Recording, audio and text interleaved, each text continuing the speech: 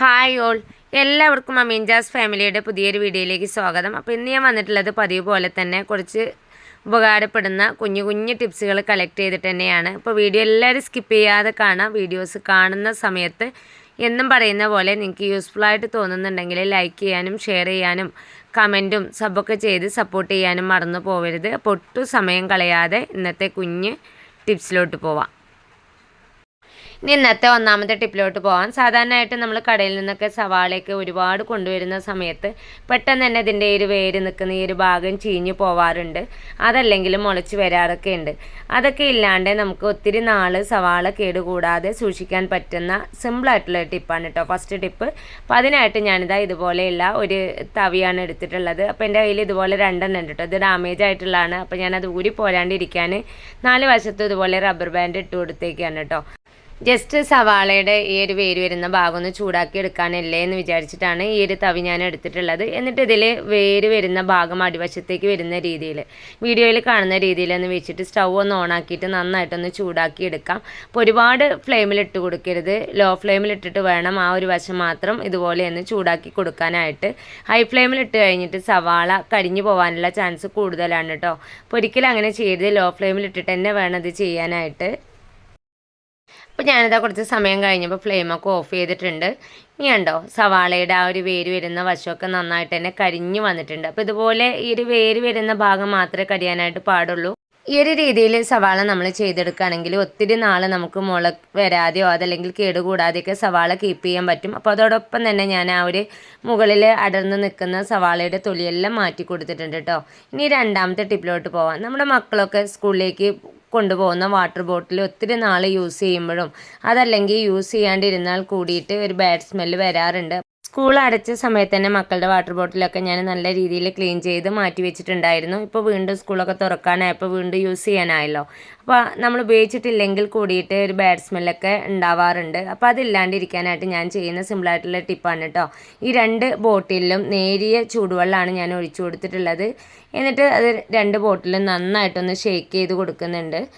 നല്ലപോലെ ഷേക്ക് ചെയ്തതിന് ശേഷം ആ ഒരു ചൂടുവെള്ളം നമുക്ക് ഒഴിവാക്കി കൊടുക്കാം. ഇപ്പം ഞാനിതാ ബോട്ടിലെ ചൂടുവെള്ളം ഒരു പാത്രത്തിലേക്ക് മാറ്റി കൊടുത്തിട്ടുണ്ട്. ഞാൻ നേരത്തെ ക്ലീൻ ചെയ്ത് വെച്ചുകൊണ്ട് തന്നെ ആ ഒരു വെള്ളത്തിൽ എനിക്ക് അഴുക്കോ കാര്യങ്ങളൊന്നുമില്ല, ഒരു ഉപയോഗിക്കാത്ത ഒരു സ്മെല്ല് മാത്രമേ ഉള്ളൂ കേട്ടോ. വീണ്ടും ഞാൻ അതേ ബോട്ടിലേക്ക് ചെറു ചൂടുവെള്ളം ഒഴിച്ചു കൊടുത്തിട്ടുണ്ട്.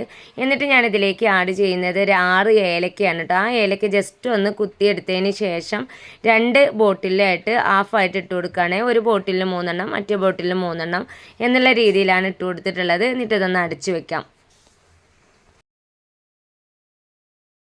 അപ്പോൾ ഞാൻ ഈ ഒരു ബോട്ടിൽ ഏലക്ക ഇട്ട് വെച്ചതിന് ശേഷം 2 മണിക്കൂറോളം ഇതുപോലെ വെച്ച് കൊടുത്തിട്ടുണ്ട്.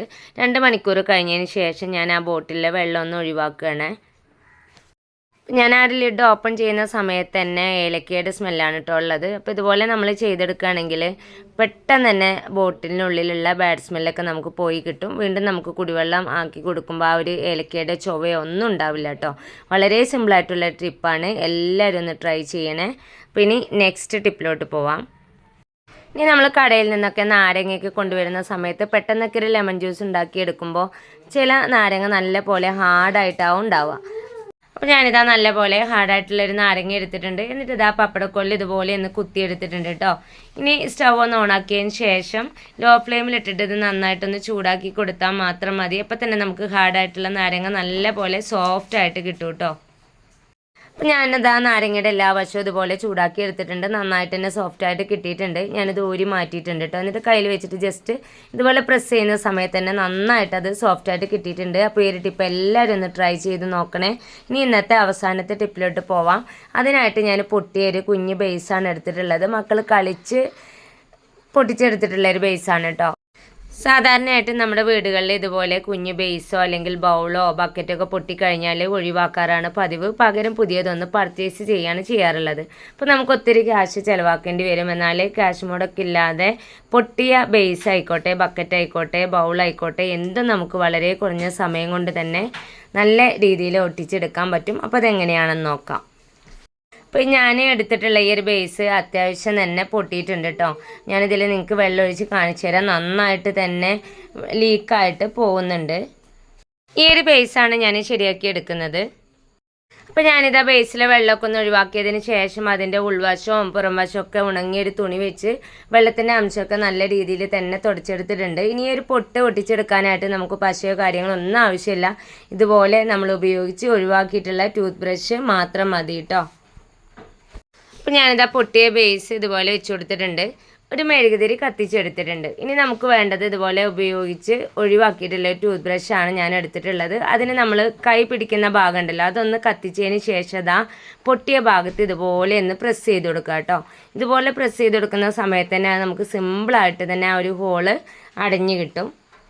1-2 തവണ ബ്രഷ് ഇതുപോലെ കത്തിച്ചതിന് ശേഷം നമ്മൾ ഇതുപോലെ പ്രസ് ചെയ്ത് കൊടുക്കുമ്പോൾ തന്നെ പെട്ടെന്ന് തന്നെ നമുക്ക് ആ ഒരു ഹോളൊക്കെ നല്ല രീതിയിൽ അടഞ്ഞു കിട്ടും.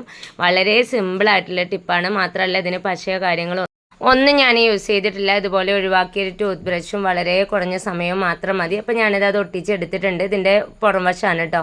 ഉൾവശവും അതുപോലെ തന്നെ നമുക്ക് പക്കയായിട്ട് തന്നെ കിട്ടിയിട്ടുണ്ട്. ഇനി ഞാൻ ഈ ഒരു പാത്രം ആദ്യം നിങ്ങൾക്ക് കാണിച്ചു തന്ന സമയത്ത് നന്നായിട്ട് തന്നെ ലീക്ക് ഉണ്ടായിരുന്നു. ഇനി ഞാനിതിലേക്ക് കുറച്ച് വെള്ളം ഒഴിച്ച് കാണിച്ചു തരാം.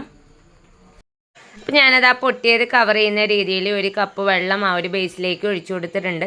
എന്നിട്ട് ഞാൻ ഒരു പാത്രം അടിയിൽ വെച്ചിട്ടുണ്ട് കേട്ടോ. അപ്പോൾ നിങ്ങൾക്ക് കാണാൻ പറ്റുന്നുണ്ടാവും, ഒട്ടും ലീക്കാവുന്നില്ല. ഞാൻ ആ പാത്രം മാറ്റിയിട്ട് ഇതുപോലെ ഒരു ന്യൂസ് പേപ്പർ വെച്ച് കൊടുത്തിട്ടുണ്ട്. ഒരു തുള്ളി വെള്ളം പോലും ലീക്കായിട്ട് പോണില്ല കേട്ടോ. അപ്പോൾ വളരെ എളുപ്പത്തിൽ നമുക്ക് നല്ല പെർഫെക്റ്റ് ആയിട്ട് തന്നെ ആ ഒരു ഹോള് അടഞ്ഞ് കിട്ടിയിട്ടുണ്ട്. അപ്പോൾ ഇനി ഇതുപോലെ ബക്കറ്റോ ബേസൊക്കെ പൊട്ടുന്ന സമയത്ത് പുതിയത് വാങ്ങിയിട്ട് ഒത്തിരി ക്യാഷ് കളയാതെ ഉള്ള ബേസ് തന്നെ നമുക്ക് ഇതുപോലെ ചെയ്ത് കഴിഞ്ഞാൽ റീയൂസ് ചെയ്യാൻ പറ്റും. അപ്പോൾ എല്ലാവരും ഇതൊന്ന് ട്രൈ ചെയ്ത് നോക്കിയിട്ട് നിങ്ങളുടെ അഭിപ്രായങ്ങൾ പറയാൻ മറക്കരുത് കേട്ടോ. അപ്പോൾ ഇത്രയും നേരം എൻ്റെ വീഡിയോസ് കണ്ട് എന്നെ സപ്പോർട്ട് ചെയ്ത എൻ്റെ എല്ലാ കൂട്ടുകാർക്കും ഹൃദയം നിറഞ്ഞ നന്ദി. അപ്പോൾ അത് 1/2 മണിക്കൂർ കഴിഞ്ഞിട്ടുണ്ട്. ഇപ്പോഴും ഞാൻ എടുത്ത് വെച്ചിട്ടുള്ള വെള്ളം അതുപോലെ തന്നെ ഉണ്ട് കേട്ടോ. ഒരു തുള്ളി പോലും ലീക്കായിട്ടില്ല. ഇനി ഞാൻ വെള്ളമൊക്കെ ഒഴിച്ചതിന് ശേഷം ഇതിൻ്റെ ബാക്ക് സൈഡാണ് കാണിക്കുന്നത്. ഇവിടെയും ഒട്ടും വെള്ളത്തിൻ്റെ അംശം പോലും ഇല്ല കേട്ടോ. അപ്പോൾ ഇന്നത്തെ ടിപ്സുകളിൽ ചിലതെങ്കിലും നിങ്ങൾക്ക് എല്ലാവർക്കും യൂസ്ഫുള്ളായി കാണുമെന്ന് വിചാരിക്കുന്നു. അപ്പോൾ ഇൻഷാ അല്ലാഹ് അടുത്തൊരു കിടിലൻ വീഡിയോസുമായിട്ട് ഞാൻ വീണ്ടും വരാം. Thanks for watching.